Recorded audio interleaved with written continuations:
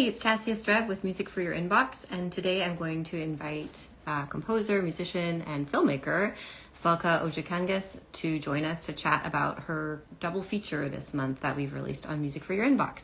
So let me just take a second and invite her to join us. Hello. Hey, great to see you. Good to see you too. Hello. Thanks for joining us. I just watched your video this morning, kind of rewatched it for the 2 billionth time. I love it. I thought we could talk a little bit about, it's probably confusing to people to see you on all these different formats of because I'm calling you a filmmaker, a musician, performer, and all of that. But Music for Inbox are pretty comfortable with those types of folks. So we've got this double feature of yours, is what I'm calling it, because you essentially made 2 completely separate films for us. One of them being more stop motion and the other one being more like 2D animation.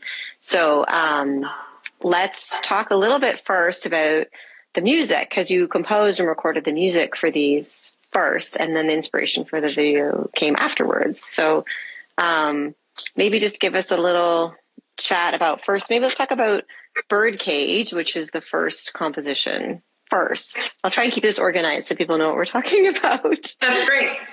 Yeah. Also, sorry I don't have my headphones. I forgot them today. But okay. Anyway, I'm at my office in Occidental. So Birdcage I wrote in 2015. It was I wrote it to apply to grad school for the second time. And it's kind of a funny story because the reason why I originally wrote it was because I was trying to write a bunch of tonal stuff the previous year, and someone that I was, one of the professors to one of the schools I was applying to said, maybe you should try something in a different scalar context or a different set of pitches. Maybe try the harmonic series. And I was like, well, okay, I can write a piece in the harmonic series. And so Birdcage follows the story of a bird in a cage, and the first motive that you hear is actually a transcribed canary call in the key of C, but in the harmonic series of C. So I use intervals from the harmonic series of C, and that canary call is going out, and you can hear the harmonic series underneath. There's some use of a special, sostenuto pedal sound underneath. So it's resonating in that key. But as the piece progresses, sounds from outside, I forget all the birds that I transcribed, sounds from outside in the key of B, the harmonic series of B, start playing. And so those are the bird calls that you see in the video that are from outside. So basically the trajectory of the story goes that the bird is singing in the key of C, but hears things on the outside in the key of B. And then there's a middle section where the bird is kind of frustrated. And yeah, it's a fun little theoretical exercise, but it also made for a very interesting tonal color and very rhythmical. Yeah. So I hope that gives a good background into Birdcage. There's also a description of it online somewhere on my website. So yeah. Well, it's exciting because it's, 2 things come to mind. First of all, I don't know if we mentioned it's for solo piano, which I think it's kind of an interesting idea to write something in the harmonic series for an instrument that's tethered to the tempered pitch tuning system. So it does really produce these really neat sonorities, and you can definitely hear them through the sustain pedal as you're talking. Another thing that struck me about it was that it was kind of programmatic from the start, right? So it was kind of attaching a narrative to it as you did. So then we took that recording, or you took it, and created a stop motion video to go along with it that incorporated elements of your everyday life, like your studio, but then this little plasticine bird that you're building, and we're watching you build it, we're watching it take flight, and it's really whimsical and it felt like programmatic. So in a way, I guess it wasn't that big of a leap to go from the composition to imagining something. Is that how you're writing a lot of your music? Is it you're seeing the visuals in your head? And for that piece, I was determined to have a form. And so it was programmatic. It helped a lot in order to create the form of the piece. I was very thankful that I could use the form. What was I going to say about that? But the idea of a bird on the paper and then it turning into like a claymation bird and then it finally escaping was like a relatively fresh idea. Mm-hmm. I wanted to emulate some form of a bird being trapped somewhere, but it wasn't originally on a piece of paper. It was in a cage. So yeah, again, this is from 2015. Another interesting thing that was going on during that time was like I was trying to get to grad school. I was trying to get out of my hometown, Missouri, and get out. So there was also like that element too. So I was kind of like wondering how I could artistically represent that. Anyway. Yeah. Well, I think it was really successful. And I love that it was a piece that you got to revisit, right? Because you initially composed it so long ago and then you got it recorded and so you lived within that world. And then when you made the visuals for us, it was, going to do very bad math out loud like 8 years later. Yeah. And you have a totally different life now. So your relationship to this material, I'm imagining, is really different. So when you were creating the visuals, were you thinking back to putting yourself in 2015 version of yourself, or were you thinking more of your present kind of connection to the piece? Yeah, I'm not sure. I think it's like all at the same time and also in the past. So if that makes any sense. Yeah, no, it definitely does. I mean, we are the accumulation of all our experiences. Somebody asked a question in the chat, which is kind of very apropos for you and I, because they're asking about learning a stringed instrument. And I think we're both violists, but I don't know if we've ever said that out loud. Is that true? So our advice clearly to Brandon, who is asking if they want to learn a stringed instrument, violin or guitar, our answer would be viola. Yeah, viola. But I find that if you're interested in exploring a stringed instrument with movable pitches and stuff, it's really nice to have something fretless. I feel like it's a source of infinite struggle, but also infinite possibility. That's my quick 2 bits there on stringed instrument. I don't know if you have a particular piece of advice, Celka. Yeah, I guess my thought is like, if you're trying to start with something that'll keep you in tune more comfortably, I would start with guitar instead. Right. They are 2 completely different instruments, even though they kind of look similar. So, yeah. Well, and the bow is like a forever struggle. But again, it depends. If you want something to do for the rest of your life, then viola's a great idea because you'll never run out of stuff to work on. Absolutely. Yeah, tired. It's great. Okay, so with Birdcage, the first piece that you made, the first video piece, can you talk a little bit about like what you were doing? Because you did this all by yourself, which I find even more impressive, honestly, because there's a lot of like you're filming, I'm assuming, from above, and you've got to get all the right like camera angles, and you've got to check what you've done, and it seems it's very, very time consuming. So you have to kind of really want to be doing it to do it. Like nobody's making stop motion because they like. I was experimenting. So one thing with the animation, when I was a little kid, my dad would encourage me to try to do some stop motion and some like animated drawings because I love to draw.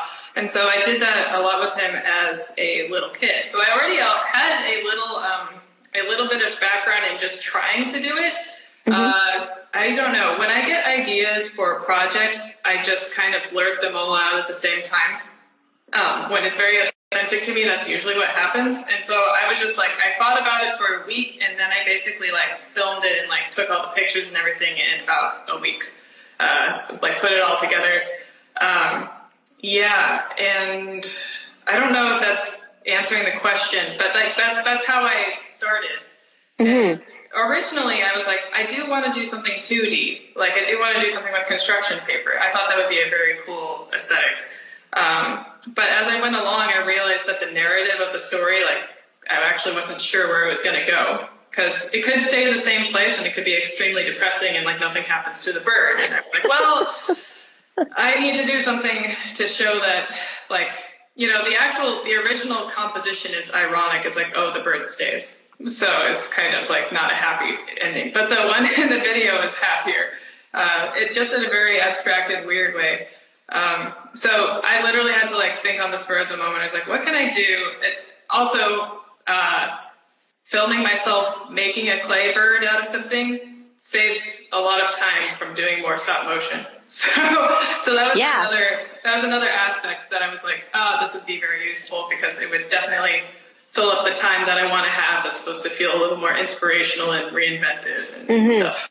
Yeah. Plus, it's really engaging, like to watch hands making something. So I feel like that was probably also why your interest was drawn there, not just purely time saving. Yeah, I do really like, I like trying everything. And also it was like, if it didn't work, then I would have done something else. But that was my first go at it. I was like, okay, I have some clay and so that was my thought. I was like, I'll make it 3D somehow. Mm-hmm.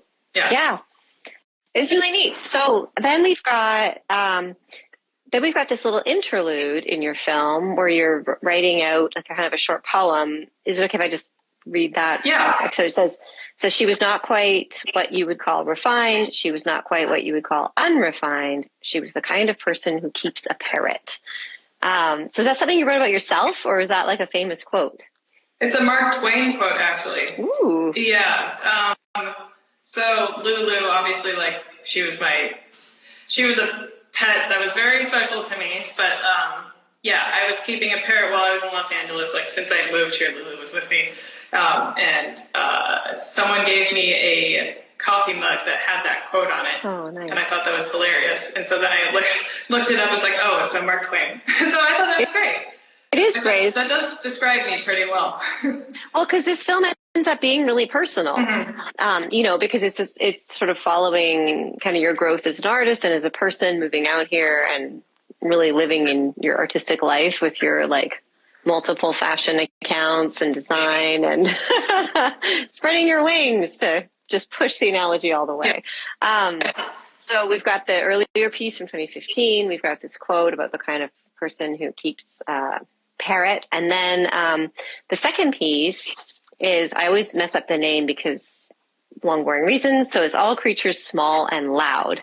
I always think of the famous hymn or whatever, Bright and Beautiful. And then there's a book by James Herriot that's like a different title, like a play on that. So I get kind of lost in the soup. Yeah, there's also a TV show, so there's a lot. But it's a great name because it sparks a lot of intrigue. And I love this idea of like, you've got the small and loud, and then you've really given that role to a specific character in your animation. So this one, we leave the world of stop motion and we enter into a world of like purely kind of like fantasy, right? And it's all 2D, and you did all of this like digitally. I mean, you're drawing it, but it was all digital. And it's kind of got this like psychedelic color scheme to it, lots of rainbows. But again, it follows along with the music exactly. So this was a piece that was recorded by Bang on a Can. So it's an ensemble piece. So we hear multiple instruments, and it seems to me like each instrument is represented more or less by a character or by an action. And could you just tell us a little bit about the toad that takes us through? That's a desert rain frog, and I encourage everyone to look up a desert rain frog because it's got the funniest little squeal. And that was basically when I had it performed, everyone was like, "Oh, that's the sound of a bird." I'm like, "No, actually, I was inspired by a frog." So it's a tiny little frog that makes the super goofy squeal. It's adorable. Yeah, that's great. Well, then we meet the little frog and the adventures of the other instruments in Bang on a Can, and then I don't want to spoil it or anything like that, but it's a really rich and colorful world. Again, when you were composing the music, like the actual piece of music without the visuals, were you imagining the entire narrative? No, I was not this time. This time I was, so it's called All Creatures Small and Loud. It takes a little snippet of All Creatures Great and Small, and then I basically add like a Broadway-esque tune around it. So there's like, the end of All Creatures Great and Small, well, at the end of one of the lines goes, all creatures great and small. And so, then I added a little, like, as I said, like a Broadway-esque like intro to that, and then you eventually hear it full circle by the end. But at the beginning, it's actually, what I'm trying to do is not give that line super quickly. Mm-hmm. And so it starts with a bunch of, scrabbly sounds and everything that eventually morphs into that little melodic snippet. So. Right. Yeah. So that was, really, and then all of the sort of percussive elements and the other instruments are punctuated with these visuals that you've put in. Do you, now that you've done all this work, are you now sort of calling yourself an animator? Like, does it feel, I mean, we certainly do, but I'm just curious how you sort of feel as you're moving through the world artistically now. Yeah, I really appreciate the opportunity to do this because it's, I'm trying to understand where my place is artistically in the world right now. And I grew up doing a lot of visual art as a little kid. As I kind of said, I did some very poor animations as a little kid. And I don't know, I'm just trying to figure out what I can put out into the world that people would enjoy to see, and not just enjoy to see, but what would be good for me. And so I did want to try doing animation to my own music just to see what it would be like. And it was really fun. And would I call myself an animator? I look at it now, I look at that video, and I still see all the mistakes that I did, and it's whatever. I really liked it. It was really fun. Yes, it was extremely time consuming, and yes, there was a lot of cursing as I was trying to get some of the segments done. But I liked that it was finally, I guess I did have an image of Lulu finally getting all of her feathers, because she was a bare-chested bird. She was traumatized by a previous owner, and so basically I took her on. So I had this really this strong idea where I was like, oh, I would love for that last part to have her flying with a bunch of creatures. And so I was trying to think poetically that way. So what I was trying to do was get to that point. So I wanted to animate all the way up to that point, but I needed a reason to do it. So, because it does take a really long time. So again, I really appreciate that I got to do it for you guys.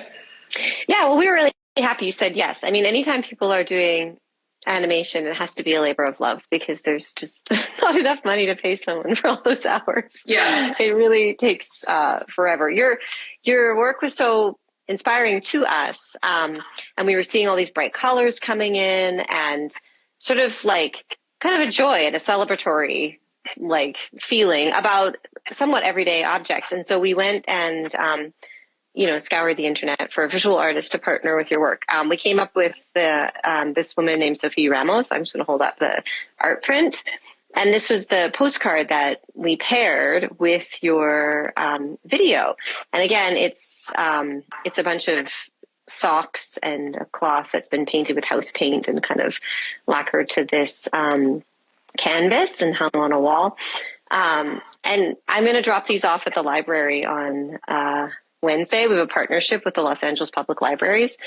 And so people can go into 4 of the different branches around LA City and pick up a copy, and then they can scan the QR code and watch your video. But we just really felt like your artworks were kind of talking to one another without literally saying exactly the same thing. And it sort of feels like I'm just curious, because you celebrate color and kind of maximalism in style and in music, and a lot of things that are happening around us in the art world these days are a little more muted, and minimalism is sort of where people are at. And I'm wondering, are you aware of that, or do you just kind of forge your own path, or how do you feel about that? I am aware of it, and it's the thing is, I feel like I could do that, but I don't want to. I have too many scrabbly ideas in my head that I want to get out there, put out all in the same thing. And also I feel like the music that I write, minimalism is very meditative. Well, not always, but sometimes meditative, sometimes kind of placid, sometimes the tonality has a predictable shift, or it's going to have a shift that's very pleasant. I love that. I think it's great, but my mind doesn't work like that. And so the way that I write music and the way I make art is just trying to explore every little crag that my brain goes down. And that's fun for me because I discover things while I'm exploring what I like. So yeah. Yeah, well, I think it's really successful. And it was something that, that really spoke to us as curators, because it's always interesting to see, who's following I don't want to call it a trend because it's just these ideas that artists are all investigating at a similar time. And then to see these other artists like you and Sophie who are just like this explosion of color and light and also like a direct connection between the music and the animation, because that's another thing I was thinking about as I was watching your film. It's fun to watch it when it's not for notes and I'm just like enjoying myself.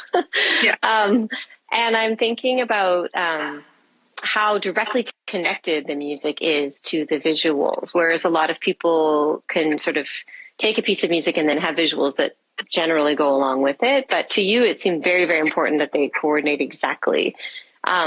Do you know anything about why you love that? Yeah, when I started, confession is like when I started composing, I was hoping I would come out here and be like a film composer. But I wanted to do stuff for cartoons, basically. And even in film composition, people don't do the literal, like the Mickey Mousing of like one thing to another thing. But I think that's just so satisfying when I see myself do it. I'm like, oh yeah, okay, cool. It's like so on the nose and kind of goofy, but then I feel like it definitely ties the music in with the visual aspect. I think like I also want people. I guess in the second one, I did want people to try to associate what I was writing musically with what I was imagining as I was writing. And yeah, I didn't have a programmatic aspect necessarily to the second piece, but there are certain things in the piece that, could be a bird, could be a goose, there's geese, could be bugs. Like the beginning is like, oh, it's supposed to sound sort of like scurrying cockroaches or whatever. So I'm like, I like people being able to imagine that, but I also am like, just so people know this is what I was thinking. And I think like that's fun for me. Obviously I want people to listen and hear what they see, what they imagine, or like maybe not even imagine, I just want them to enjoy it. But I just think it's kind of fun to show people where my inspiration was coming from, I guess. Yeah. And it's really impactful because when you were saying that with the Bang on the Can performance, people kept hearing a bird transcription. Like I never heard that because I never heard it without that clip, because the way we found that piece was through that small section that you had animated, that you had published publicly. And then we were like, how about you finish that? Yeah. So yeah, we also were kind of in our deeper dive about your work on our website. We were talking about these beautiful fashion collages that you made online on like a separate Instagram account. It's just kind of another creative outlet. So it does seem to me that the art is kind of exploding out of you and you're just sort of like, well. Yeah, that is how I approach it. I'm also like, I'm trying to approach my art with the playfulness that I had as a kid. That's just sort of like random and all over the place. Yeah, and that fashion Instagram, it's kind of funny because that's like, it's not really a thing. I don't feel like it's a composer thing to do. Well, it is now. I'm having fun doing it. Like, yeah, you're a composer and you're doing it, so therefore it's a thing.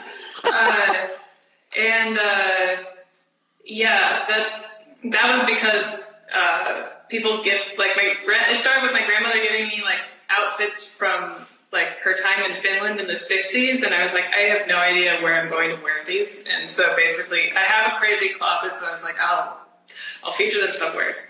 So that's how it kind of started. Right. Yeah. That's really but I was like, neat. I just want people to have fun. Yeah. Yeah. Well, so do you think part of that is this moving to California aspect from Missouri? I don't know. I'm a person who wasn't born here, and I feel like it kind of alters those particular aspects. I did do some modeling in Missouri, but it's Missouri, so it's not like it was going anywhere, but like, I don't know if it's necessarily because I moved out here, but I do have a lot of fun clothes from out here. So Yeah, I was like, neat. I was kind of like, maybe I should do something with those too.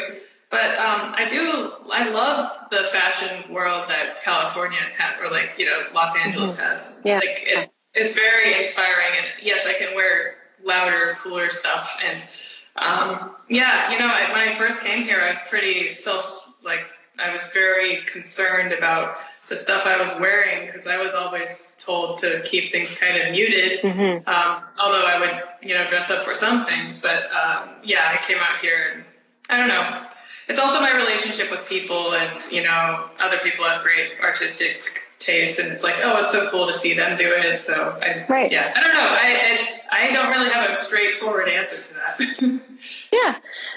So what's sort of on the horizon in the near future for you artistically? Are there projects that you're excited about that you're working on right now? Yeah. So, I am finishing a violin viola duet for the LA Phil Concertmaster.